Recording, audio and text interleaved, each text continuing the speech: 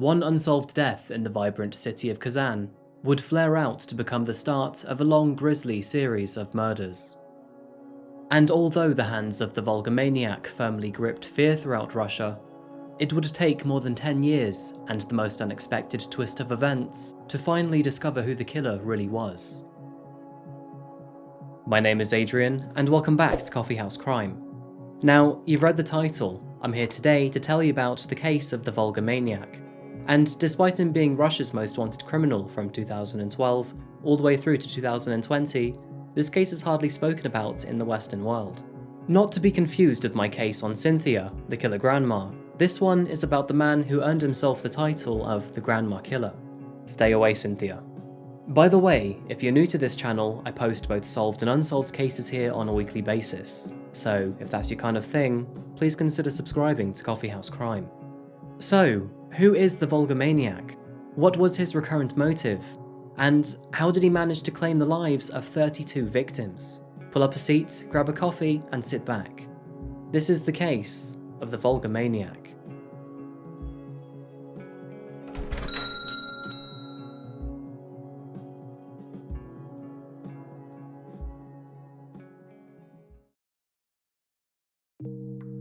Maybe this isn't a country you'd have expected me to cover. Or maybe it is. Today we're heading to Russia, and more specifically, to the city of Kazan. Kazan, located around 500 miles east of Moscow, is the capital city of the Republic of Tatarstan, a republic of Russia. Dating back to the year 1438, Kazan is one of the oldest cities in Russia. And although it shows the signs of weathered architecture, it has kept its pace with modern-day life. In fact, in the year 2019, it was hailed as the best city for good life in Russia. With a well-developed infrastructure, convenient transport links, and a vibrant culture, Kazan has established itself as a modern-day contender for any Russian looking for a happy way of living. The city is home to a population of roughly 1.4 million people, and there seems to be something for pretty much everyone. Check out the Kazan Kremlin for its history, the Blue Lakes for some time and nature, or the Riviera Aquapark for some fun. Now, as far as Russian standards go, life here is pleasant. And when comparing it to other cities across the country, the crime rate is pretty low too. Maybe that's why, in the year 2011, city police were rather shocked to identify an alarming pattern unfolding right in front of their eyes. The date was the 5th of March 2011. And after receiving a phone call from a very distressed woman, police were dispatched to an apartment complex on Batyeshin Street, north of the Volga River in Kazan. Once officers arrived, they walked into one of the ground floor apartments. And it was there that they found a rather disturbing scene. A 91-year-old woman was found dead on the floor. The victim's head was covered with a pillow, and she had been suffocated to her death. The victim, who was known in the local area as Nasimish Maratova, was a well-loved elderly woman. She was a pawnbroker and would often financially help her friends and her family when in need.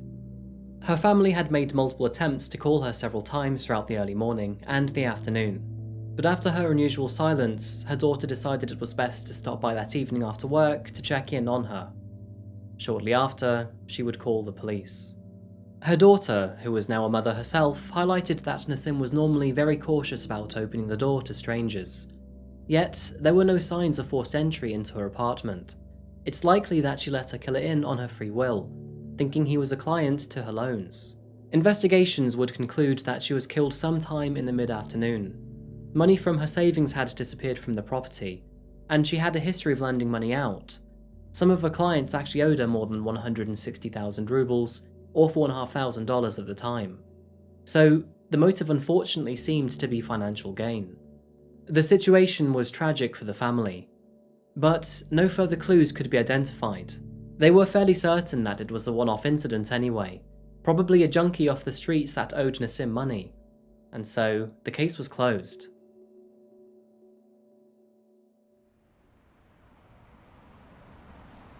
Six months would pass, and as the snowy days of Kazan turned towards spring and then into summer, no further details on Nassim's death would emerge. No other murders that seemed similar to this case would be observed either. But on the 24th of August 2011, the body of an 82-year-old woman, Udras Vaktunova, was found in her apartment located on Vostanya Street, only 1.5 miles north from Nassim's home. And the details of this new case would be all too similar to those which were previously noted. Investigators observed that the woman had been beaten before being suffocated, and according to the relatives of the murdered woman, 50,000 rubles had disappeared from her apartment too.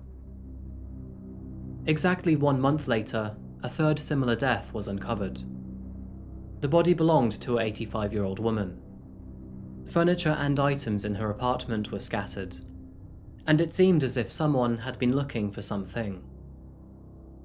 And then 2 days later, a fourth victim. It was in the early afternoon on the 26th of October that an unknown man posing as a housing and communal services worker entered the apartment of an 83-year-old woman on Novtorov Street. Her name was Nadezhda Fotantova. She let him into her apartment and, after hitting her several times in the face, began to strangle her. She blacked out, but with great luck, she wasn't killed. Nadezhda eventually came around, and after waking up, she realized that she had been robbed. 30,000 rubles or $800 had been stolen from her home. Fearing for her life, naturally, she immediately called the police to report the crime. And after being medically treated, she gave a description of the man. He looked to be in his late 20s, was around 5'7", and had a Slavic appearance. He was also wearing a dark jacket and had a black knitted hat. It was only after this fourth attack that investigators finally combined all these cases together into one proceeding. Up until this point, it seemed as if they were, well, hesitant to consider that they had a serial killer within Kazan's borders. But they now had a surviving victim, and finally a description of the man. Rumours began to circulate at this stage. Local residents in the surrounding districts, and then folk from further afar, would learn of this man in the city of Kazan who would try to make his way into the homes of elderly women and kill them for their money. Following the description given to police and the sketch that came out after it, the community could now generate an idea of what the man looked like. And the failure in killing his fourth victim seemed to scare him too, as his activity would become dormant. But just like clockwork, 3 months later on the 6th of February, another body was found in Govetskia, south of the river Volga. She was also an elderly woman of 82 years, and she was found lying dead in her own hallway. She had been strangled with a robe sash, which was then tightened with a tablespoon. Her home had been looted, and golden jewellery along with the house key were missing. And the following month, a sixth victim. She was strangled with the cord from an iron. Shortly after her, a seventh, and then an eighth murder would follow. But the story of his ninth victim was different to the rest. After her death, the killer was searching her apartment for money and valuable items, and just in that moment, the dead woman's son arrived home. As he entered the front door, he could hear someone or something rummaging in the next room. He called out, but the killer was quick to get away, jumping out from the window of his victim's third-story apartment and disappearing into the night. In what was once merely a concerning pattern of 2 or 3 deaths, the situation had now manifested itself into an almost certain reality that the city of Kazan had a serial killer at large. And with those murders spreading from north of the river now to the south, it was no longer fair to assume that any part of the city was safe. As possible sightings of the suspect started to increase, speculation between neighbourhoods began to spread like wildfire. And by spring of 2012, Russia had nicknamed this most recent serial killer as the Volga Maniac. And as his notoriety grew, so did the area in which he would commit his crimes. He began to target elderly women in the city of Ulyanovsk, 140 miles south of Kazan. And next was the western city of Nizhny Novgorod, the eastern city of Izhevsk, the northeastern city of Perm, and finally the southern city of Samara. And by August the 1st of 2012, just 10 months into his reign of terror, the Volga Maniac had claimed the lives of 17 victims, with an 18th emotionally scarred for life. The Volga Maniac really was starting to become a problem for police. At his current rate, he was killing more than one person per month. And yet, investigators were still none the wiser to who this man could be. They knew his motive, and they had a sketch too. But after so many victims, leads, sightings, and clues, they were still none the wiser. It was theorized that perhaps the killer was working in a job that had access to some form of database or list of elderly people. He seemed too successful for all these attacks to be random. Being an older resident of Kazan and the surrounding area at the time, it must have been terrifying. I mean, put yourself in the shoes of an elderly woman. You're in your golden years, a little bit weaker than you used to be, and less prepared to take on an intruder. And this serial killer was still very much at large. And for those who didn't have to worry for their own lives, they worried for their elders instead. It was a scary time. Hundreds of thousands of people were locking their doors and their windows at night. It was in September of that same year that the Volga Maniac decided to target victims in Bashkiria, located over 300 miles east from his hotspot Kazan. The radius in which he was operating was getting larger, and by now a new pattern to his crimes had emerged. It seemed as if he was almost treating his new locations like excursions, short trips to a new city where he would claim multiple lives in just a couple days, before heading back to Kazan and settling down. And unfortunately for the city of Bashkiria, this theory rang true. Between the 25th and the 27th of that month, he claimed the lives of 3 more elderly women, before disappearing once again. But on the 26th of September, while committing his second murder of the trip, bad luck would finally present itself, in the form of a surveillance camera. And that's because, at long last, CCTV installed both in and outside the block of flats had finally given both a figure and a face to the dreaded Volga Maniac. It was at 3:21 PM on the 26th of September that CCTV captured footage of a man walking into an apartment complex in downtown Bashkiria. And conveniently, the man seemed to enter just as an older woman was entering. She stopped for a moment to wash her shoes in a puddle, before heading on inside in the same direction as the man. And just 1 minute later, a camera inside captured this figure waiting at the top of a staircase. After apparently spotting the woman, he helped her walk up the stairs. He then follows her through her front door into her apartment. 2 separate cameras capturing the door closing behind them. That woman was, unfortunately, his 31st victim. She would be found dead in her apartment just 2 days later. A witness who happened to be in the area at the same time as the Volga Maniac claimed that they had seen him near the block of apartments around half an hour prior to the surveillance footage. They gave a description of him which matched that taken from the camera. This description, which was eventually turned into an identikit sketch, and the surveillance footage from multiple angles, was a big win to police. The identity of the Volga Maniac had finally been brought forward with more clarity. But this information would only be realized several days after the crime. And by then, the serial killer had found his 32nd victim before fleeing the city of Bashkiria. The surveillance footage, along with the identikit, were released to the public soon after. And although the footage clearly displayed what the man visually looked like, a formal identification was never actually made. But the announcement did seem to have one other effect to this serial killer. Because after this footage had been shared to millions of citizens across Russia, the murders would suddenly stop. Weeks went by with no further casualties. Weeks which developed into months, and eventually into a year. Ever since his last attack in Bashkiria, the Volga Maniac seemed to vanish without a trace. But despite the killer's silence, law enforcement would not back down. And as the year 2013 drew to a close, a reward of 1 million rubles, or $13,000, was promised for anyone who had information that would contribute towards the identification of the Volga Maniac. However, no rewards were issued, and the killer still remained totally anonymous. But not all was lost.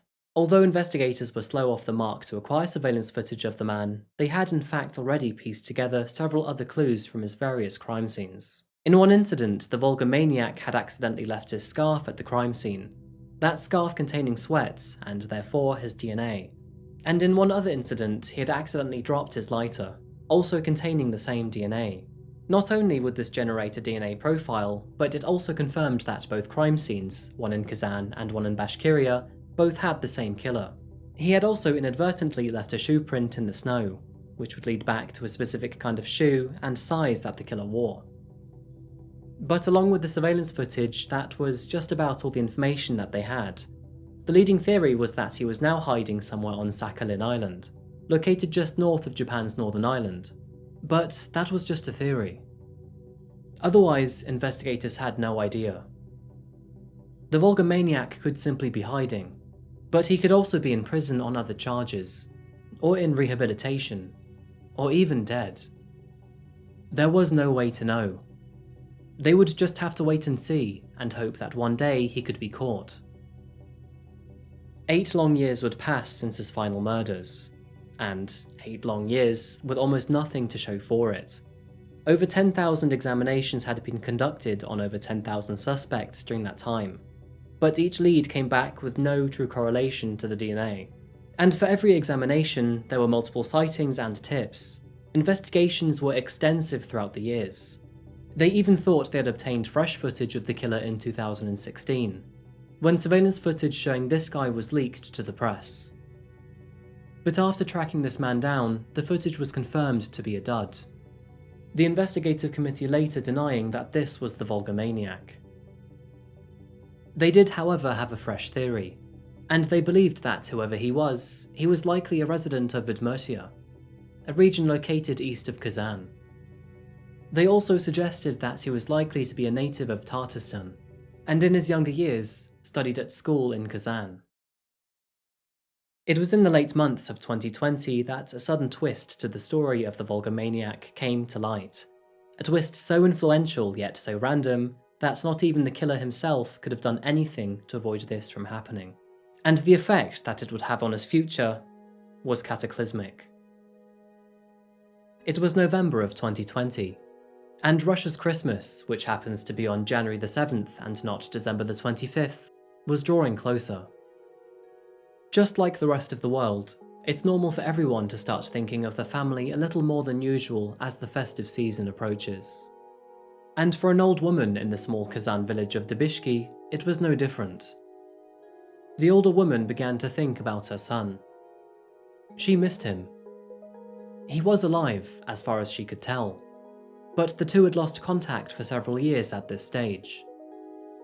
Through her loneliness, she decided to try and track him down. She called the police, who, in return, offered her to undergo a DNA match test. The woman accepted this offer. A few days later, her results came back, and, unknown to her, her DNA had striking coincidences to that of the DNA found at the crime scenes of the Volga Maniac. Investigators were made aware of this matchup, and in response, they checked their own databases to look for any former criminal who had the same surname as this woman, who was known as Mrs. Tagirov. A comparison of the DNA found at the crime scene was now specifically ran against the DNA of every male Tagirov they had. Lo and behold, the analysis came back with a direct match. Private investigators decided to play dumb to the older woman and hand the details of her son back to her, and wait and see what came to light. It was only several days later that a 38-year-old man by the name of Radik Tagirov made his way back to Dubishki, where he restored ties with his family, reconnected with friends, and eventually came face to face with police. And he wasn't too pleased with the whole situation. От 25 до 32 – это предварительные данные. Тагирова задержали в ходе крупной совместной операции ФСБ, СКР и МВД. Стоит отметить, что долгие поиски сотрудники всех этих ведомств тоже вели сообща. Лучшие специалисты объединились в следственно-оперативную бригаду. Оперативники ФСБ, криминалисты СКР и сотрудники полиции Татарстана и Главного управления уголовного розыска МВД России. Маньяка вычислили с помощью ДНК. So they had a confirmation that the DNA of this man matched that of the DNA of the Volga Maniac. But who exactly was Radik Tagirov? Radik was a resident of Kazan. He was a 38-year-old man, and he always lived relatively local to the area, within the borders of Tatarstan. As a child, Radik was described as an ordinary kid from a good family. He kept out of trouble, was relatively well educated, and didn't experience any real trauma as he grew up. In his adult years, he worked as a mechanic at a local garage, and he was known to be reliable. But this is where the troubling signs started to appear. In 2005, Radik was convicted for illegal arms trafficking, which left him with a 3-year sentence behind bars. And in 2009, he was found guilty of theft, giving him another 2 years in prison. When finally released, Radik found it difficult to land a job. With his troubling past, he was unable to find employment, and quickly found himself living on the streets, without any food or money. It was during this time that he found himself trying out drugs, and shortly after, he became addicted to spice, also known as synthetic marijuana. Without a job and no form of ambition, the only thing he needed and longed for was cash to feed his ongoing addiction. And knowing that the older generations in Russia tend to trust digital banking less than any other demographic, he decided that they would be the perfect audience to target. And so he started to stalk older women, before following them back to their homes and robbing them. In what is likely his most darkest decision, Radik decided to kill his victims rather than just take their money, in an effort to avoid ever being caught. But after his final crimes in Bashkiria, the surveillance footage was enough to deter him from ever killing again. The surveillance footage almost had him caught, and so Radik therefore decided to give his spice-fueled murder spree up.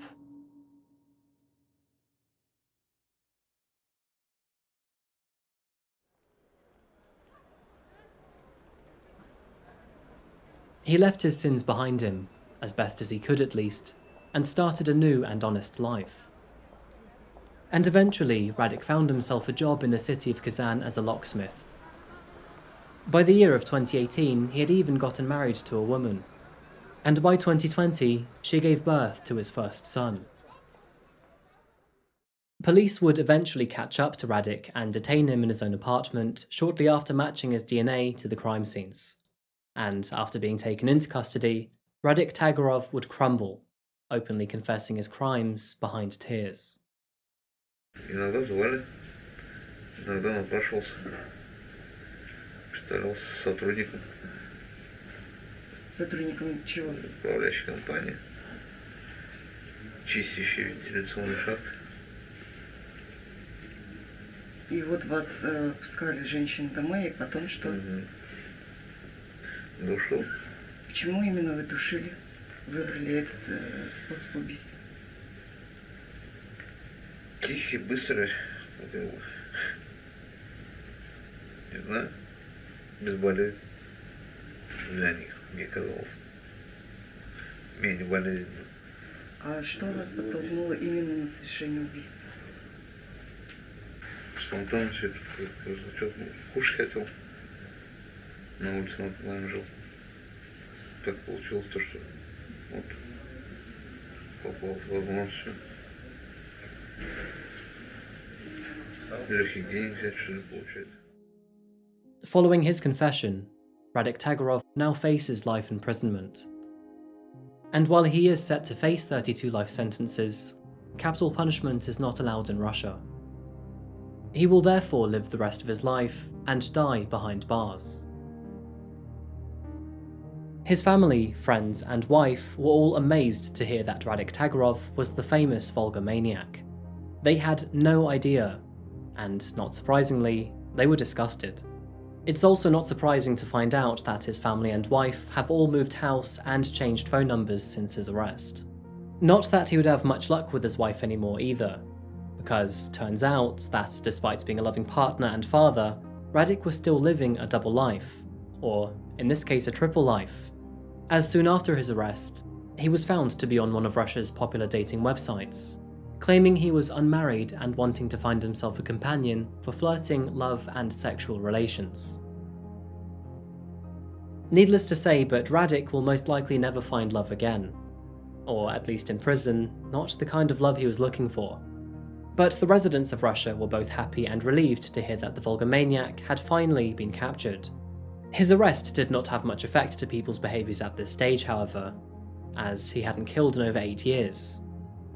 But families of the victims were glad to finally bring justice to their lost relatives. Relatives who were killed in cold blood, simply for their money, to feed a sociopath addicted to spice.